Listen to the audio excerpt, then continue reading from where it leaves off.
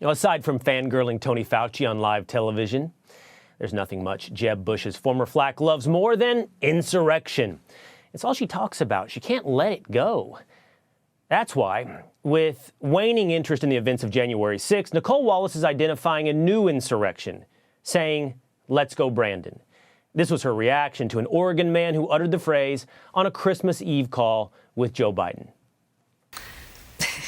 I don't know where to start. Let me tell you why this matters. The asymmetry has always been what advantages the Trump right more than anything else. And the asymmetry of saying F you to a sitting president on a call in front of your 4 kids.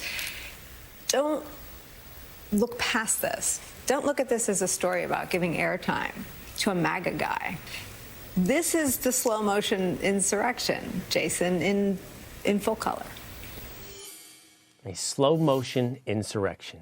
Victor Davis Hanson is with the Hoover Institution, and he joins us live. I see your smile, Victor. I spoke to you a little over a week ago, and we talked about these fads, trends, verbal tics that seem to take over the human mind, many times the mind of the left. Save our democracy, racial equity, social justice, and now insurrection seems to be the most frequent and recent mental tick, earworm. Yeah, I mean, if saying "Let's go, Brandon" is insurrectionary, what would be a CNN contributor holding up the facsimile of Donald Trump's decapitated head? Or what was night after night in Central Park having a look-alike Donald Trump as Julius Caesar being stabbed repeatedly to death? Or what was Hillary Clinton saying after the election that the elected president was not legitimate and urging Joe Biden not to concede under any circumstances? Or for that matter, what was this Obama Pentagon lawyer writing in Foreign Policy 11 days into the Trump term that we should consider removing Trump either by the 25th Amendment, impeachment, or a military coup? And military coup was on the minds of a lot of retired generals. We had 2 that wrote letters that Mark Milley should intervene. We had another distinguished admiral said that Trump should leave, the sooner the better. So we know what it's really about, Will. We talked about it.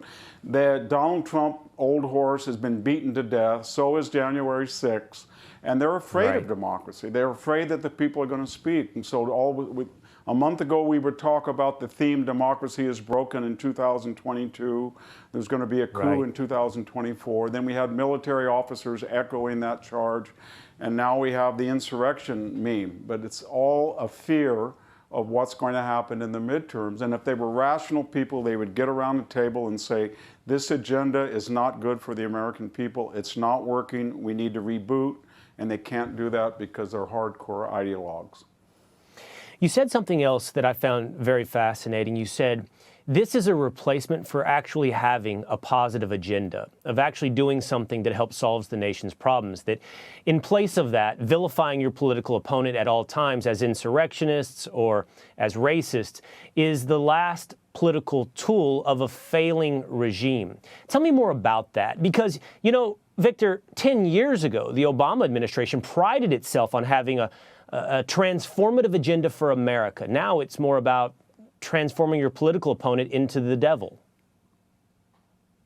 It was, but even Barack Obama realized that when his agenda started to fail, he didn't reboot, but he did something else. He just disappeared.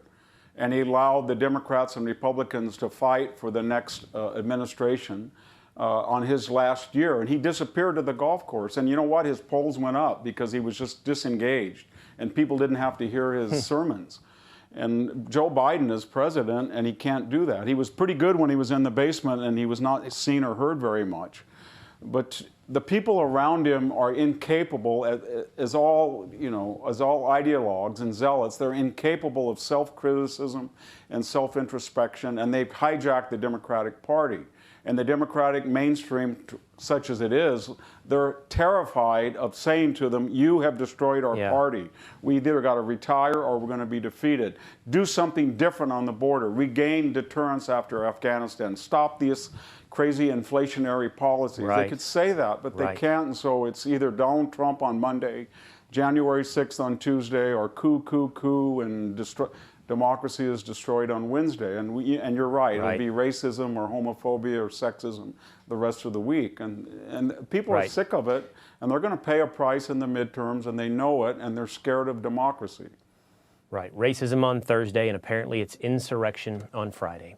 Victor Davis Hanson, thank you so much for always putting it into perspective. Thank you. Hey, Sean Hannity here. Hey, click here to subscribe to Fox News YouTube page and catch our hottest interviews and most compelling analysis. You will not get it anywhere else.